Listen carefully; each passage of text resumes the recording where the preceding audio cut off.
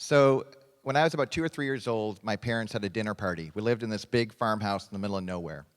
And my older brother Derek and I were running around, and we had reached that point in the evening where we thought we were the entertainment, but in truth, we were just annoying, especially to the adults at the dinner party. So eventually, we didn't care. We were having fun, running all over the place, but eventually I heard the sound of my dad in the next room. And it kind of billowed, and he said something like this: "Boys, if you're not in your bed with the lights out in 30 seconds, there will be trouble." To which we responded by doing more hot laps. And we ran around, we're having a good time, no big deal. But soon enough, we hear the sound of my dad walking, the creaky floorboards, the wooden spoon on his palm. And we knew the jig was up. So I look at my brother looks at me, I cut around the corner, run up the stairs. We run in opposite directions, by the way, very advanced thinking for a 3-year-old. I run upstairs, I flick the switch of the light, I dive for the cool side of the pillow, and I think I'm getting away scot-free. My brother, not so bright, cuts left and runs right into my dad. I'm laying under the sheets, giggling, while my brother is getting spanked.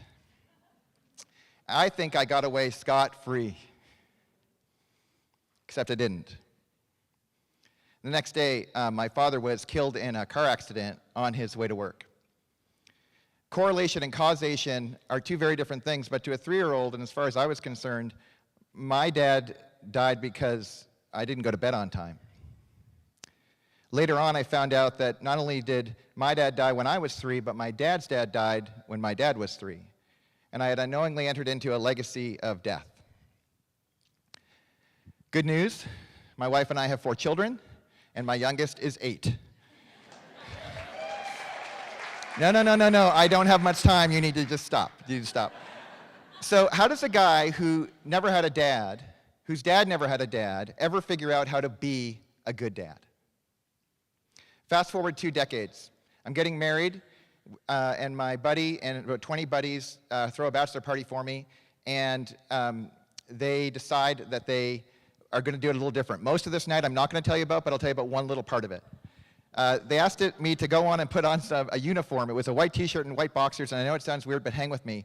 And I come downstairs, and I stand in the middle of all these guys, and they start talking to me like they're my mom and my dad on the day I was born. And they start saying things like how precious I am and how strong I am and how much full of potential I had. And they gave me literally physical eggs to hold and a physical sword. And they lifted me up over their head like I was at a rock concert and took me outside. I remember it was particularly chilly. And they put me down and they started asking me questions. They said, "What happened next? What happened next?" I didn't know where they were going. And finally I gave in. I was like, I guess that's when my dad died. What I didn't know was 2 guys had gone behind me and grabbed a 20-gallon bucket of ice water. And the moments I said the words, "That's when my dad died," they doused me from behind. I was undone. I was weeping. And one by one, these guys affirmed who they were to me, but they also did things like they took the eggs and they crushed them on my chest. They ripped the sword out of my hand. They put ash on my head. And one by one, they kept saying this weird phrase. They said, "It's time to go find your father. It's time to go find your father." And I didn't know what they meant. And finally, my best man goes last, and he says, "Look, we think you've been chasing your earthly dad for a little too long. It's time to go find the father who never left." Last story. Not too long ago, I was in a conversation with a friend, and he asked me what I wished my dad would say to me if I could hear from him today. And I was surprised by my response. Honestly, what I said were things like, "You're okay." Like, that's what I wanted him to say to me. Like, "It's going to be all right. You're going to be all right." Very pedestrian, basic things. I was surprised. What's amazing to me, though, is you're not going to believe this, guys. I actually heard a response, and it wasn't from my buddy, and it wasn't from my earthly dad. It was from God. No kidding, real words from God to me, and I know it was God because they were so clever, what he had to say. I couldn't have come up with this. And what he says to me is this: "You will hear those very words that you were craving to hear, but they will come out of your own mouth to your own children." I've shown this picture more than once. It's a 2-by-2-inch image of my father, my 2 brothers, and I. I'm the naked one on the right, and my father's looking at his favorite child. Not too long ago, my friend Jeremy Cowart and I made a different image. And in this case, we got to reinvent what it meant to lose my dad.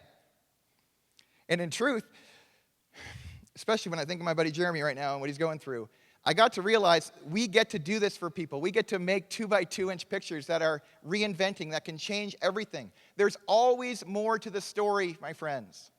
If we photographers would only have the creativity to go find it and the courage to tell it. Thank you.